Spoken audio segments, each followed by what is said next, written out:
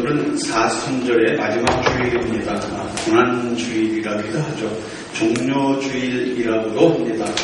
이번 주 금요일이 성금요일, 이번 주로에 쉬었듯이 성금요일은 저희 샌프란시스코 온 교인이 한 곳에 모여서 금요일날 저녁 7시에 예배를 드립니다. 성금요일이라고 하지만 실제로는 예수 그리스도께서 십자가에 달리신 고난의 날입니다. 예수님이 십자가에 돌아가셨는데 그 원인 제공을 한 사람이 누굽니까? 빌라도 총독입니까? 아니면 로마 군병입니까? 로마 군병도 아니고 빌라도 총독도 아니었습니다. 사실은 예수를 십자가에 못 박은 사람들은 유대인들이었습니다. 우리는 사도신경에서 그런 고백을 합니다. 본디오 빌라도에게 고난을 받으사 십자가에 못 박혀 죽으시고, 그래서 2000년이 지나는 동안 본디오 빌라도는 세대가 지나면 지날수록 예수를 잡아 죽인 본디오 빌라도, 이렇게 2000년 동안을 예수를 죽인 자로서 이름을 가지고 내려왔습니다. 아마 빌라도 총독이 지금 살아있다면 나는 억울하다, 또 그렇게 얘기를 할 겁니다. 원래 본디오 빌라도나 로마 군병들은 예수를 십자가에 달 의도가 전혀 없었습니다. 아니, 당시는 그런 의도가 없었는지 모르지만 법정에서 사형 언도를 내렸기 때문에 예수가 십자가에 달린 것이 아니냐. 빌라도 총독이 변명을 합니다. 당신들은 모르는 게 있습니다. 그때 사정을 적어놓은 그 증거를 저는 성경으로 제출하고자 합니다. 그러면서 빌라도가 이제 성경을 들이대고 얘기를 계속합니다. 2000년 동안 나를 욕하고 있는 크리스찬들이여, 내 말을 좀 들어보십시오. 예수를 죽인 건 나 빌라도가 아니라 대제사장들, 관원들, 바리새인들, 사두개인들, 또 서기관들, 유대인 장로들, 유대인들, 그런 사람, 당신들 족속이 예수를 잡아 죽였지 나는 전혀 그런 의도가 없었습니다. 마태복음 27장 1절 2절을 증거로 제가 채택해서 여러분들에게 보내드리겠습니다. 마태복음 27장 1절 2절, 새벽에 모든 대제사장과 백성의 장로들이 예수를 죽이려고 함께 의논하고 결박하여 끌고 가서 총독 빌라도에게 넘겨주니라. 어느 날 새벽에 대제사장들과 바리새인들과 사두개인들과 또 교회 장로들과 유대인들이 나한테 와서 이 예수를 죽여달라고 했지 우리는 전혀 죽일 의도가 없었습니다. 나도 그렇고 내 아내도 예수를 죽일 의도가 하나도 없었습니다. 19절을 증거로 제출합니다. 총독이 재판자리에 앉았을 때 그 아내가 사람을 보내어 가로되 저 옳은 사람에게 아무 상관도 하지 마옵소서. 오늘 꿈에 내가 그 사람을 인하여 애를 많이 썼나이다. 저는 저 나름대로 예수를 살리기 위해서 애썼습니다. 그 증거를 제출합니다. 요한복음 19장 4절에 빌라도가 다시 밖에 나가 말하되 보라, 이 사람을 데리고 너희에게 나오니 이는 내가 그에게서 아무 죄도 찾지 못한 것을 너희로 알게 하려 함이로라. 이래도 나를 여러분이 정죄하시겠습니까? 이게 제 심정이었습니다. 나는 예수를 죽이기도 싫었고 또 내 아내가 그를 죽이지 말라고 했기 때문에 죽이려고 하지 않았습니다. 그러나 유대인들이 가만히 있지 않았습니다. 나는 정치인입니다. 나는 로마를 위해서 일하는 정치인입니다. 내가 관리하는 곳에서 유대인들이 데모를 하거나 소요를 일으키면 나는 소환을 당합니다. 나는 정치인인데 그 소요가 일어나도록 나는 내버려 둘 수가 없습니다. 어쩔 수 없습니다. 나도 사실은 피해자입니다. 예수만 피해자가 아니라 나도 피해자입니다. 증거로 마태복음 27장 24절을 제출합니다. 빌라도가 아무 소용도 없이 도리어 밀란이 일어나는 것을 보고 물을 가져다가 무리 앞에 손을 씻으며 가로되 이 사람의 피에 대하여 나는 무죄하니 너희가 당하라. 나도 예수를 구하려고 무진 애를 썼습니다. 그러나 제가 할 수 있는 일은 없었습니다. 이것이 본디오 빌라도의 증언일 수 있다는 겁니다. 그런데 왜 2000년 동안 예수 믿는 사람들, 나를 내 이름을 들먹거리며 내가 꼭 예수를 잡아 죽인 것처럼 본디오 빌라도에게 고난을 받으사 십자가에 달렸다고 그렇게 얘기를 하는 겁니까? 맞습니다. 예수님을 십자가에 못 박혀 돌아가시게 한 사람들은 로마 사람들이 아니라 유대 사람들이었습니다. 유대인들 중에서도 교회의 지도자라는 바리새인과 서기관과 대제사장들, 교회 장로들 이런 사람들이 예수를 잡아 죽인 겁니다. 그렇게 싫어한 이유가 뭡니까? 예수님은 그 당시에 그들의 기독권을 가진 자들한테는 가시 같은 존재였습니다. 오늘 본문에서 그 이유를 찾아볼 수 있습니다.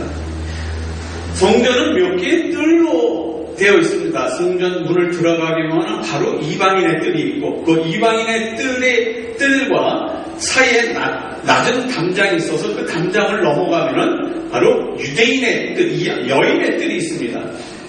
그 여인의 뜰을 지나가면은 여인들은 들어오지 못하고 이스라엘 백성만 들어갈 수 있는 이스라엘 백성의 뜰이 있습니다. 그 이스라엘 백성의 뜰을 지나가면은 제사장들만 들어갈 수 있는 제사장의 뜰이 있습니다.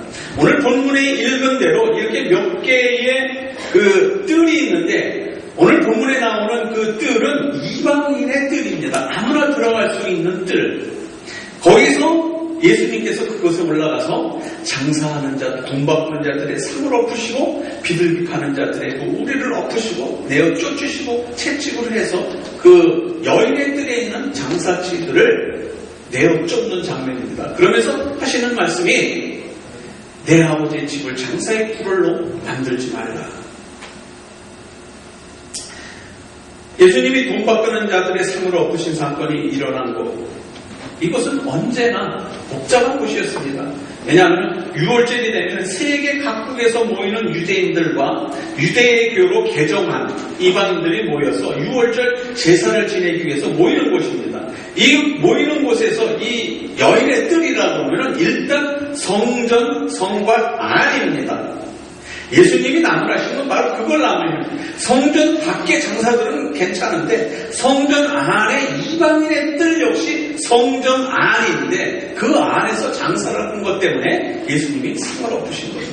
왜? 성전 그러면 아버지의 전이니까 하나님 아버지가 역사하시는 성전이기 때문에 그 성전에서 장사를 하지 말라는 겁니다. 그런데 이방인의 뜰까지는 이방인들도 마음대로 들어올 수 있는 곳이기 때문에 바로 그곳에서 성전 안에서 장사를 하게 된 겁니다.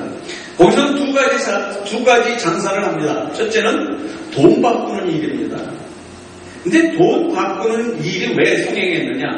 이 6월절 전에 이 유대 지역의 각 곳에는 6월절 되기 몇 달 전에 그 제사장들 족속이 나가서 반세겔의 성전세를 걷습니다. 1년에 한 번씩 나가서. 반세겔이라고 얘기하면 보통 노동자가 하루 반나절 일하는, 요즘에 막일하는 사람들이 하루 100불을 받는다 계산하면 50불은 1년에 한 번씩 성전세로 내게끔 되어 있습니다. 그래서 제사장 족속, 유대인 족속 중에서도 제사장 족속과 성전에서 일하는 사람들이 그걸 가지고 먹고 살게끔 되어 있습니다. 그런데 가서 이제 각 지역에 그 성전세를 걷는 임시 지역을 설치할 때 거기서 낸 사람들은 괜찮은데 그때 내지 못하고 예루살렘에 예배 제사 드리러 와서 성전 앞에서 이제 들어가서 제사 드리기 전에 성전세를 내야 되는데 그 성전세를 낼 때에는 유대인의 돈으로 내야 됩니다. 근데 그 당시에는 로마가 점령하는 시대였기 때문에 그 지역의 모든 지역이 로마 돈으로 통용될 때입니다. 지금 이 지역이 예를 들어서 달러가 통용되는 지역인데 이 지역에 들어와서 한국에서 이민 온 사람들이 뭐 물건을 사기 위해서 우리나라 돈을 내고는 어떻게 되는 거예요? 안 받잖아요. 그럼 바꿔야 되잖아요. 그럼 여기 은행 가면은 한국 돈을 바꿔주는 데가, 외환은행 가면 바꿔주는 데가 있잖아요. 그럼 바꿔줄 때 그냥 바꿔주나요? 조금 수수료를 떼잖아요. 그러니까 수수료를 떼고 조금 떼고 돈을 바꿔주는 건 괜찮은 거예요. 그래서 멀리서 올 때 그 성전세를 낼 세겔로 바꿔오지 않았으면은 그거를 로마 돈을 가지고 성전세를 내기 위해서 세겔로 바꾸는데 이게 수수료 그러면 우리가 보통 얘기할 때 10% 벌써 15%만 넘어도 뭐라고 그래요? 도둑놈 그러잖아요. 너무 수수료를 많이 받는다고. 근데 그 당시 수수료를 얼마를 받았냐면은 50불만 성전세로 내면 되는데 그 50불어치 반 세겔을 그 성전세를 내게 위한 것으로 바꾸기 위해서 50불을 추가로 더 냈어요. 그러니까 한 세겔 값을 내야 반 세겔 값에 유대인 돈을 준 거예요. 그러니까는 뭐예요? 도둑놈 신부 아니에요. 요즘에도 그런 거 많이 있어요. 특별히 작은 구멍가게 같은 데 가면은 제가 옛날에 세븐일레븐에서 처음에 이민 와서 일할 때가 있었습니다. 그래서 세븐일레븐 가격이 굉장히 비싸요. 보통 슈퍼마켓이나 어떤 체인점에서 파는 것보다 세븐일레븐 물건값은 굉장히 비쌉니다. 별 사람들이 다 있어요. 찍어서 이렇게 얼마 그러면은 인상을 확 씁니다. You know? 가만히 있죠. Your highway robbery. 그러니까 고속도로를 지나다니는 사이에 있는 강도나 마찬가지예요. 고속도로를 다니면서 강도길에서 다니는 그런 강도나 마찬가지라고 얘기를 하는 거죠. You are the highway robbery. 그런답니다. 그 주인이 받으려는 것만 받았지 내가 뭐 비싸게 받고 싶어서 받겠어요. 그 정도로 그 조그만 구멍가게, 동네에 있는 구멍가게들은 비싸게 받습니다. 그러니까는 이제 시간을 내서 큰 슈퍼마켓이나 이런 데로 쇼핑을 하러 가는 겁니다. 바로 이 동전 바꾸는 그 이방인의 뜰에서 동전 바꾸는 자들이 이렇게 그냥 완전히 덤태기를 씌워서 그렇게 하는 겁니다. 왜요? 이 사람들도 거기서 권리금 내고 장사하는 사람들이에요. 그렇게 돈 바꿔주고 그 다음에 그 자리세를 얻으려면 장소가 한정이 돼 있으니까 경쟁이 심한 거예요. 그래서 1년에 몇 번 제사 지내러 성전에 제사 지내러 오는 사람들한테 돈 바꿔주는 일이 그게 뭐 항상 있는 것도 아니잖아요. 그러니까 한 번에 해서 이익도 많이 남기고 또 그 자리를 지키기 위해서 또 자리세도 내야 되고 두 번째가 뭐냐면은 제사를 지내기 위해서 동물을 가지고 와야 되는데 이 동물을 가지고 와서 하나님 앞에 제사 드리기 위해서 들어가기 전에 그 동물을 검사하는 검시관이 있습니다. 이 검시관이 동물들을 검사하는데 그 먼 길을 집에서 그래도 제일 좋다는 것을 골라서 그 하나님께 예물로 드리기 위해서 제사 예물로 드리기 위해서 끌고 왔는데 이 성전의 검시관 앞에서 불합격 그런단 말이에요. 그러면 그 먼 길을 뭐 요즘같이 뭐 픽업 트럭이 있거나 뭐 미니밴이 있거나 뭐 그래서 거기 뒤에다 싣고 올 수 있는 것도 아니잖아요. 끌고 온단 말이에요. 그 먼 길을.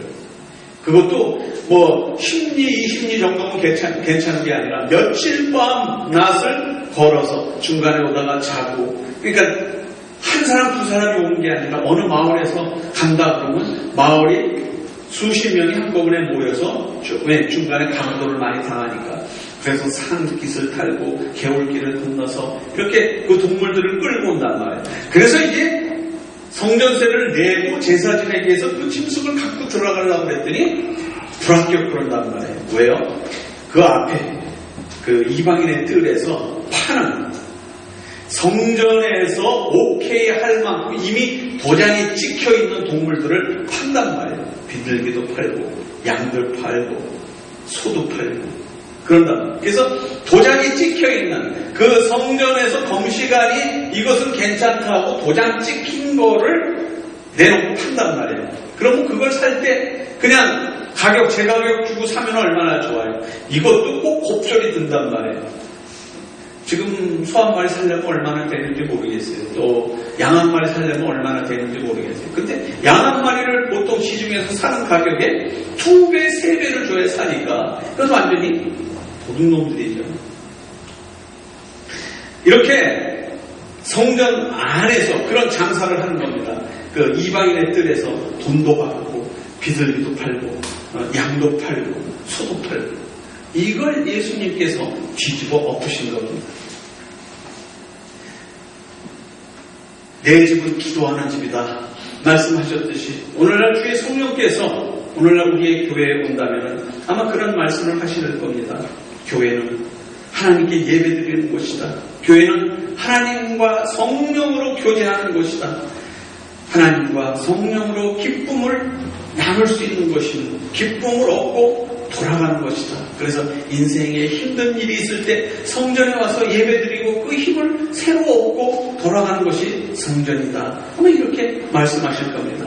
그런데 예배를 인도하는 자, 예배를 드리는 모든 자들이 하나님의 은혜에는 관심이 없고 세상적인 생각에만 가득 차 있다면 그 교회는 망하는 겁니다. 한국에서 1년에 지금 목사가 1년에 10,000명씩 나옵니다. 옛날에는 목사가 되고 싶어도 목사를 지망하는 사람이 없어서 신학교가 전부 미달이었습니다. 근데 요즘에 작년 통계로 보면 한국의 작년 통계에 신학교 들어갈 수 있는 확률이 6대 1입니다. 그러니까 어느 신학교에서 신학생 하나를 모집하면은 6명이 달리게 되는 겁니다. 그러니까 금년에 우리 신학교에서 20명 모집입니다. 그러면은 120명이 지원을 하는 겁니다. 그러니까 1년에 10,000명이 쏟아졌다는 얘기는 처음에 지원할 때는 6만 명이 지원을 한다는 얘기입니다. 그렇게 해서 나오면은 10,000명이 1년에 10,000명씩 나오는데 계속 10,000명씩 나오는데 그러면 최소한도 1년에 한 3,000개 내지 4,000개의 교회가 생겨야 또 10,000명이 들어가서 일할 곳이 생기잖아요. 근데 교회는 자꾸 줄어든단 말이에요. 왜? 교인이 줄어드니까. 근데 목회자는 계속 나오는 거예요. 이 미국에서도 어느 한인교회에서 뭐 인원도 많지 않고 우리 정도 되는 교회, 한 20, 30명 되는 교회에서 목회자를 하나 구한다고 기독교 신문에 광고를 내면요 30통 내지 50통의 이력서가 들어온다고 합니다. 자기 본교회도 아니고 2명 있는 교회에 목회자가 떠나거나 아니면 목회자가 은퇴를 하거나 해서 새로운 목사가 온다고 광고를 내면은 30통 내지 50통의 이력서가 들어온다는 거예요. 그만큼 목사들이 갈 곳이 없는 거예요. 거기다가 2세 목회자들은 더 합니다. 2세 목회자들 구한다고 이력서를 내면은요, 일단 이력서를 내고 나서 전화로 문의합니다. 지금 예배드리는 곳이 본교회입니까? 아니면 새 들어서 예배를 보고 있습니까? 연봉은 얼마로 계산합니까? 의료보험이 있습니까? 은퇴보험이 있습니까? 차량은 제공합니까? 사명감 하나로 버텨왔던 사역자라는 이미지가 완전히 이제는 하나의 잡으로 되어버렸습니다. 그래서 누구나가 좋은 잡을 얻기를 원하는 것처럼 사역자들도 될 수 있으면 좋은 곳에 가서 좋은 조건을 가지고 사역하기를 원합니다. 이런 것에 곁들여서 평신도들도 정말 하나님을 만난 그 기쁨, 첫 기쁨으로 신앙생활을 하면 얼마나 좋겠어요. 근데 그게 오래가면 퇴색합니다. 미국에 와서 오래되니까는 남 부끄럽지 않은 비즈니스도 하고 또 집도 하나 갖게 되고 자동차도 쓸만한 거 갖게 되고 이제 미국 생활 오래 해서 미국 사람인 줄 알고 미국 사회에 들어가 보려고 했더니 너무 벽이 높은 거예요.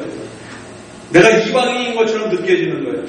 뭘 하려고 해도 그래도 미국에서 한인들 중에서 잘난다 하는 사람들이 간 곳이 시장, 시의원, 특별히 정말 1.5세나 2세나 3세가 돼야 백악관을 꿈꾼다든지 이러지 보통 이민 1세다 그러고 와서 성공을 하고 돈을 벌었는데 주류사회에 들어갈 수가 없는 거예요.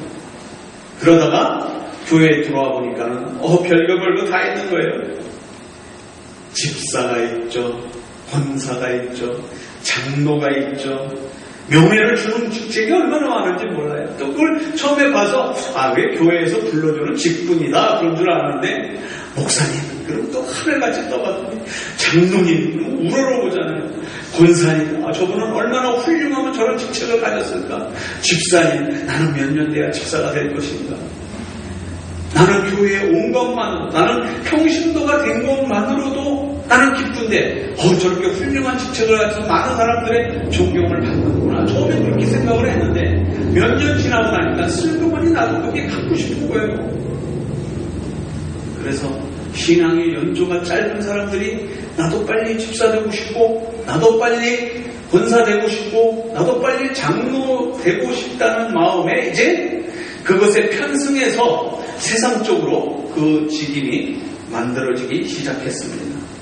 그래서 장로쯤 되면 권력을 잡은 것으로 잘못 착각하게 됩니다. 그래서 신문에 날 때 교회가 갈라진다, 교회가 싸움하고 있다. 그런데 뒷조사를 해보면 반드시 그 안에는 교회의 지도자격인 목사와 장로의 반목으로 그 일이 이루어지는 데가 너무 많은 겁니다. 일부 목사들은 목사라는 직분 때문에 겉으로는 할 수 없는 일을 보이지 않는 곳에서는 별별 짓을 다 하는 겁니다. 그래도 별별 짓을 해도 목사가 웬만큼 하면은 이게 다 겉으로 드러납니다. 목사가 감히 어떻게 그런 일을 할 수 있느냐. 언론에서 때리고 매스컴에서 그 일을 벌립니다. 창피하죠. 그러면 기독교계가 욕을 먹습니다. 그래서 그 일로 인해서 자꾸 교인이 떨어져 나갑니다. 이런 곳이 하나님의 교회라면 나는 이런 곳이 싫다. 그러고 교회를 떠납니다.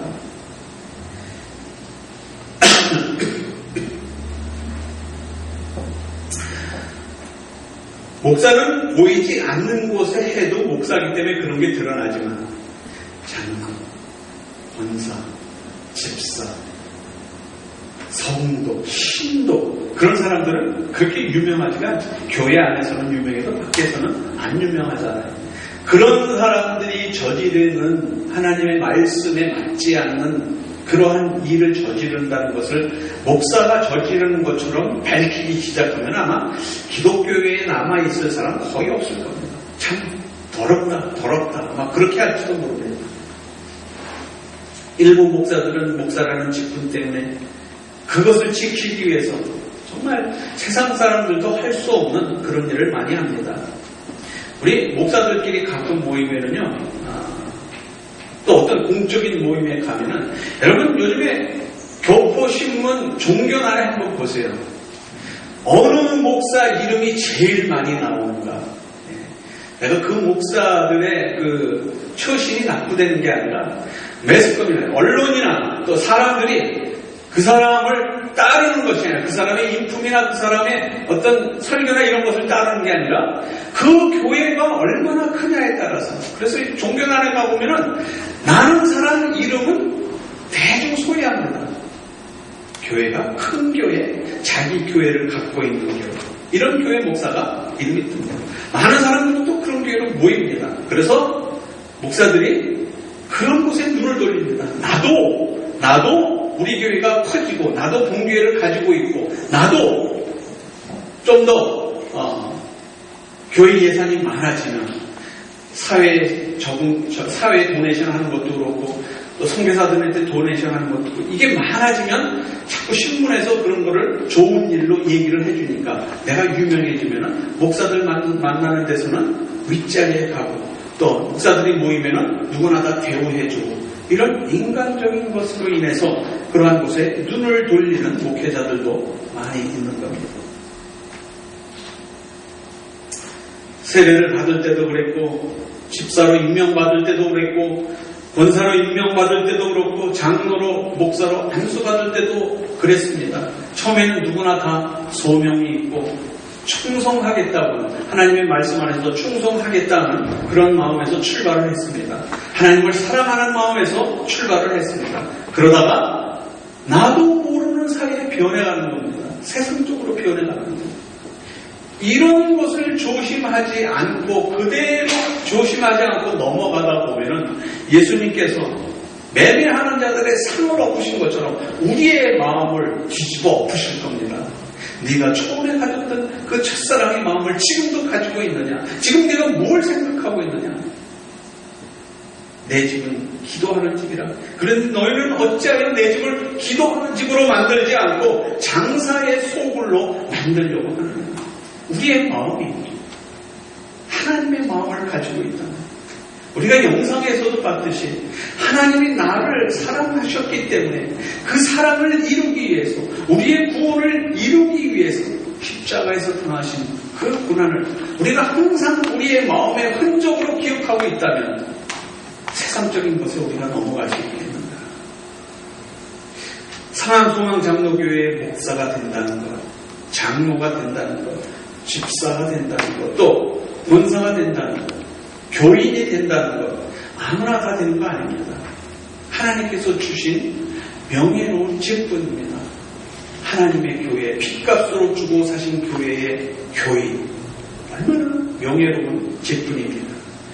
그러나 항상 하나님이 나에게 주신 그 직분, 핏값으로 주고 사신 교회에 하나님의 일꾼으로 나를 부르신 그 하나님의 부르심을 항상 새로운 마음으로 기억하시지 않는다면 우리는 언젠가 내 마음속에 주님이 점차 사라지게 될 겁니다. 주님께서 항상 마음속에 다짐하고 우리가 주님과 함께 생각하며 그 일을 기억하며 넘어가야 될 일이 있습니다. 그 일은 주님께서 나를 위해서 십자가에 돌아가신 일입니다. 성경 한 구절 우리가 같이 읽고 말씀을 마치도록 하겠습니다. 시작. 그가 찔림은 우리의 허물을 인하며 그가 상한 우리의 죄악을 인하며 그가 징계를 받음으로 우리가 평화를 누리고 그가 채찍에 맞음으로 우리가 나음을 얻었다. 예수님의 십자가에 박히신 그 손의 못자국이 고난주의를 지내는 우리의 손에 못자국으로 남아서 주님의 그 크신 사랑을 체험하며 지내시는 한 주일이 되시기를 주 예수 그리스도의 이름으로 축원드립니다.